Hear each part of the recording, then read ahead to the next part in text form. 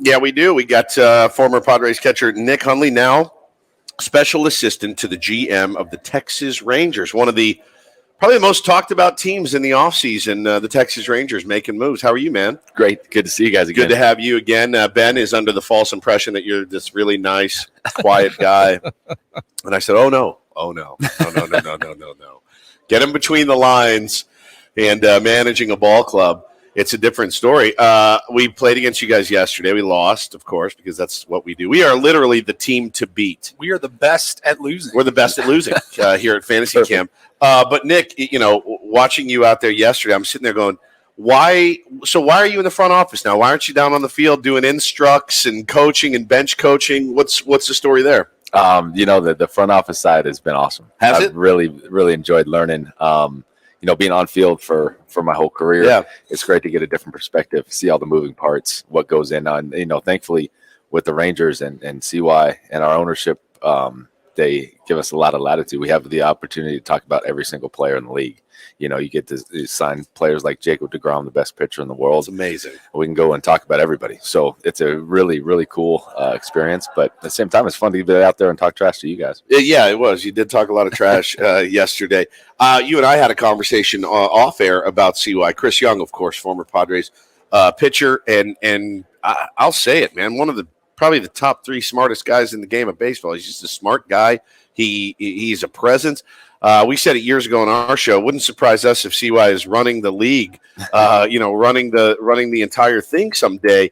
Tell us about working with him on a day-to-day basis. Yeah, I think I learned early. When I was catching him, coming up, he taught me a lot about preparation and what it meant to be a big leaguer and what it meant to go about your daily process in a high level. And I was really fortunate to be around him there. And, he takes that into everything. So he's one of those guys that will be successful in whatever whenever he does. And he's like fiercely competitive too. I can tell you some stories of him just getting after it and how fierce and how fiery he is. And, when he's not playing and when he's not competing, he's hanging out just like this. Nicest guy in the world. But you put him on the mound, you put him between the lines, and it's game on. You're all lunatics. Every single one of you guys is an absolute lunatic. There's no question. Betty? Obviously bringing Bruce Bochy back to the organization. Now, you didn't actually get to play for Bochy on the big league level, right? When you were coming up there at the Peoria Sports Complex, he was manager for a couple of years. But by the time you got to the big leagues, you played for Bud Black. But I thought it was interesting what CY said, that this wasn't just because of their relationship, that he really felt like Boch was the right manager for the Texas Rangers right now with what they're trying to do. Yeah, for sure. I was I missed Boch in San Diego, but then I played for him for 2 years in San Fran. So I got to play for Boch for 2 full years, which is amazing.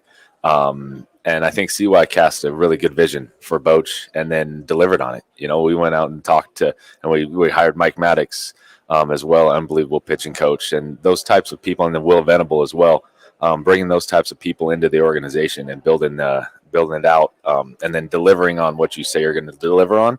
It was a really, really good offseason. Talking to former Padres catcher Nick Hundley here on Ben and Woods this morning, and don't take this as an insult. I don't know how to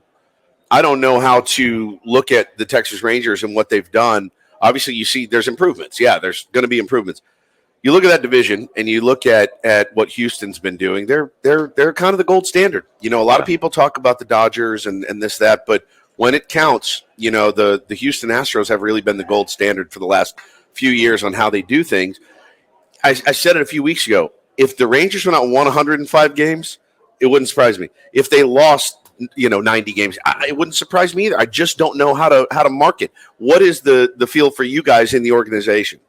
Yeah, the feel is we have a lot of talented players, and we have a lot of talented coaching, and we have a talented front office. So we're excited to roll. Let the chips fall where they may. And that's the thing. Like the game owes you nothing. Nothing is guaranteed. You can go out and prognosticate, and say, hey, we want to win X, Y, Z. But at the end of the day, it's about going out and doing it every day. And obviously, the Astros have done an amazing job of doing it. And the depth that they have, it just keeps coming. They've done a great job. You saw in the World Series, other teams are running out of starting pitching, and they're like, we've got 7 starting pitchers, so we can throw anybody anytime we want. It's truly remarkable. I feel like it's a Padre fantasy camp. Like, your team's running out of pitching. We have plenty of pitching. Yeah, you have plenty of pitching. We have arms for days, because we drafted arms. So we could play 2 today, full arm and be ready to roll. So, I don't even know who to compare us to. I mean, we're just we have a guy on our team. He's 75 years old, and for some reason, my managers insist on letting him run in key situations. Just let him run. He's 75 years old. I'm like, you can pinch run, you can move. Do guys in? I don't want to tell those guys how to do their job though. That's fine. So Low and Mud, Low and Mud. Yeah. You're terrible, man. You know what? This is worst managers. Yeah, they're the worst managers. They don't take it seriously. Are they on the hot seat? Yeah, they are. They are on the hot seat. You have no idea. They're on the hot seat. Yeah, we lose our third game, and Mud Loretta goes, well, if you got any drugs to use, now would be a good time to use them. Mud, you got anything to say? Mud goes, nope. No.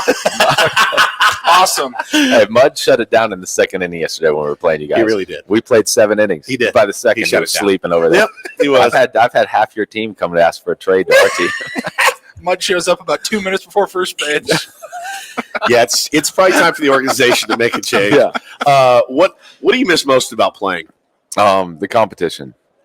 Testing your skills against the best people in the world, best players in the world every single day is an awesome adrenaline rush. And so that competition I miss. And then hanging out with the guys on the plane and playing cards, stuff like that. It's awesome. The locker room and all that stuff. One of our listeners, Alex, said, all right, you got to ask Nick Hundley to talk you through, which is probably a player's favorite thing to do. Yeah. Talk us through your 16th inning walk-off home run against the Reds, 2009. You said it's the content we all need. Okay, so at about the 7th inning, Kevin Kuzmanoff comes up, and he comes off and I say, hey, Nick Lachey's here. And this is when Nick Lachey and Jessica Simpson are hanging out. So he's sitting right behind the dugout, or right behind the on-deck circle. Yeah. So I come up in the bottom of the 9th, and he's sitting with his boys. He's a big Reds fan. Huge Reds fan. So we're playing the Reds. And he's like, I'm talking trash. I'm like, that's my favorite thing in the world. You love to talk trash. So Nick Lachey's sitting right there. I say, Nick, you guys ready to go home? I'm going deep. It's over. They're going nuts. I strike out. So they're going nuts. They're all over me. I come up in the 11th. Again, hey, boys, they're still there. There's like 6 of them. It's over. I'm going deep. I strike out again. Oh, I have to walk back right in front of them every time I strike out. So come up in the 14th, say the same thing. They walk me. Intentional walking. They're going nuts. 16th inning, I'm like, all right, they're still there. It was unbelievable. I was like, this is the day I became best friends with Nick Lachey. Then I'm like, guys, done. Walk off homer, and the pile, we jump and pile on, and we end up right next to on Nick Lachey, and they're like, oh, I'm like, let's go. 4th time's the charm. 4th time. I can say I'm going deep as many times as I want. It's great. As long as you do it, it doesn't matter. I'm going to try that today. Just keep telling yourself keep that. telling myself I'm going to do something happen. good. Yeah. So, and then Micah Owings was pitching, and who a former pod, and I was so tired. He threw a fastball like right by me, and I swung like I'm swinging underwater. And then thankfully he hung me a slider and I hit it out. Did you catch the whole game? Yeah, I got the whole game. 16-inning game. I was talking to Riley Westman the other day about the catching position, and it is certainly, I think, it's the most fascinating position in baseball. It really is, because it's really the only position where you're relied everywhere for your offense and defense, certainly. But the catching position, a lot of guys call a game. They got to work with the pitchers the right way. You need to be in sync and all of that. And for you, was it nerve-wracking when you first came up trying to manage all of that? And just how difficult is it? Yeah, I mean, when I came up, it was CY, Randy Wolf, Jake Peavy, Greg Maddox. You better have your S together. You better not mess this up, It's not like we have a bunch of young guys that I've jacked it up for before in the minor leagues. Come up you have those. But yeah, I think maybe my second or third game, I caught Greg Maddox. Good God. Really, this is what's going on? And he was really specific on how he wanted me to set up. And of course he was. So I'm just sitting back there like, okay, don't screw it up. Like, okay, perfect. Well, then so you get through the inning, and then you got to grab a bat, and then you got to go out and hit major league pitching too. You got to contribute there. You got to contribute with preparation. You got to know the hitter. I mean, it's really involved. It's a really involved thing. It takes a lot of work. Yeah, that's the part I miss too, is the strategy of it.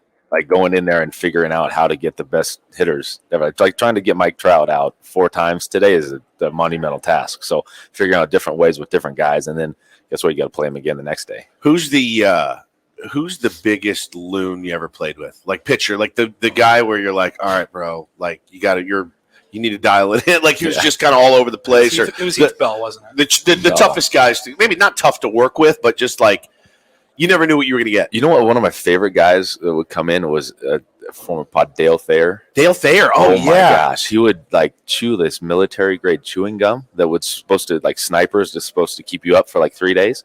and he would pop like 6 of them before he came in, God. and his eyes would be so red, and you're like, dude, take a breath. Just because relax. I feel like his heart was about to explode. And like you're talking to him, he's like,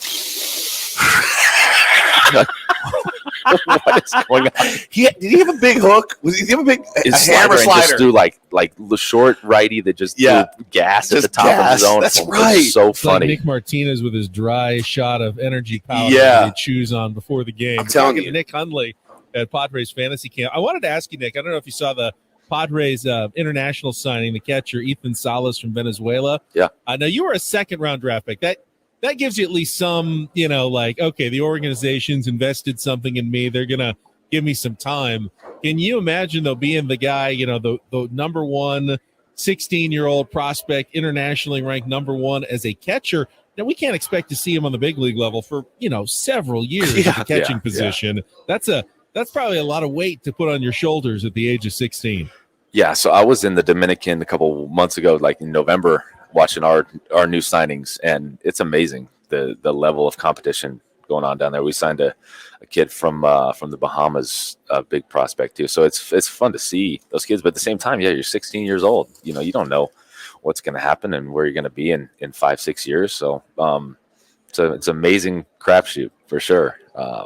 But yeah, it's fun to see those guys, and it's not like the NFL or NBA. You pay somebody $6 million in the NFL, they're starting the next day. So that's the harder part with baseball and the fans and things like that. The patience that you have to have, and which isn't my strong suit, and probably not society's strong suit at this point either. But that's the process for sure. Speaking of the Dominican, I saw Jorge Alfaro was named the most valuable player of the Dominican series that their team won last night. Smashing them. We had fun with him last season and all of his walk-offs for the San Diego Padres with your walk-off story as well. That guy had some flow, though. I mean, he was a significant story for the Padres last season, even though they didn't keep him around for another year. Yeah, Jorge's had a really good career, like sneaky good career, big prospect coming up. So I think he signed with Boston. Boston, maybe? yeah. Boston, yeah. He'll do a good job. It's tough as the metrics and all that stuff get involved. I think sometimes people lose a little bit of sight of production because I think he can do a really good job. He's a big league catcher for sure. Let me ask you this: the talk about the automated strike zone coming in. We're working with a 1-1 count out here. Everybody comes up 1-1. It's not great when you're hitting. It's kind of fun when you're pitching, except if you're me and you can't throw a strike. It sucks because you have one extra ball. But for you, a guy that dedicated his life to catching and learning the craft and where to be and how to be shifty and where to put the glove and how to steal a strike or two or whatever, you in favor of the automated strike zone? Because you had to hit, too. Yeah, no, I hate it. You hate it? I hate it. I think, and for me, my career would have helped me because I wasn't the most I was always lower in the ratings of pitch framing metrics. Sure. That was not one of my strong suits. So it would have helped me in my career. But I think the way that the umpires are graded so heavily now, like they're doing a really good job. It's not, I think you're fixing a problem that really doesn't totally exist. Yeah, guys will miss pitches every now and then, but that's part of the game. Like the anticipation, when a fan comes to the game, they anticipate action, right? The anticipation of that action sometimes is greater than that event actually occurring. So now you've taken away any arguments on the bases. You're going to take away any arguments, any interaction between players and staff and umpires and stuff like that. And then if you look at TV, like the box that the Padres put up is going to be different than the box that the Rangers put up, which is different than the box that the Cardinals put up. So how do you know what strike zone? They should put up a uniform box on these broadcasts, which you can put a man on the moon. You can put a man on you can put uniform umpire boxes and say, hey, this is what the umpires are graded on. Like, this is how it's done. And you see some of these younger guys coming up are like getting every pitch right. It's unbelievable. These guys, and some of the guys have been using this system consistently for years. They're shooting 98, 99%. I mean, Doug Eddings, though, you watch a couple games with some of the Padre games, you're like, bro, and I get it. It's a 98-mile-an-hour sinker. It's never been seen before, whatever. I couldn't do it in a million years, but I'm not paid to do it. Yeah, I'm not paid to do it. And you watch some of these games, you're like, you're killing us. You're killing us. You're ripping my soul. If there's technology, and if they can get it right, don't you want to get it right?